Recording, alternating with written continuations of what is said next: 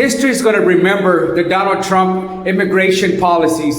And you're either on the right side of history or you're on the wrong side of history. But what started as a deportation of gang members, criminals that were in the country, which probably all Americans could agree that they needed to be deported back to their countries if they were going to be here to do those type of things, right?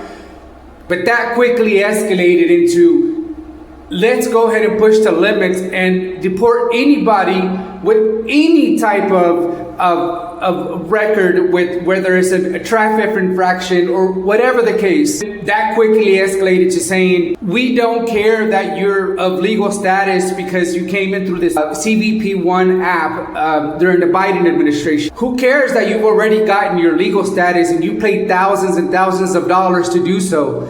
We're going to go ahead and revoke that, even though you're already of legal status. We're going to reverse that. And we're going to ship you out of the country, rip you from your children and say, who cares? Go back. That escalated when they realized that they can remove legal status from someone. They said, well, green card holders have legal status. Let's go ahead and go after them too. You've been here 20 years on your green card? Who cares? Rip them from their children. Take them out of their cars. Wait for them when they go to work in the mornings. Bust their windows and drag them out of their cars in front of their families. And then they started going to the immigration hearing. As soon as people were coming out of these immigration hearings and the judges were saying, we give you permission to continue in the country, ICE agents were ripping these people from their families and shipping them out. Then they said, this isn't enough. Let's go ahead and go after immigrants, going after birthright citizens, taking kids to courtrooms. Kids that could barely speak, let alone understand the legal process, that they were in front of a judge in a courtroom with lawyers. And then they said flat out, anyone who looks brown, we don't care. U.S. citizen, we don't care. Ship them to Alligator Alcatraz, where they're starving, where they're getting fed maggots. There's no sewer system, so there's no real good showers or bathrooms.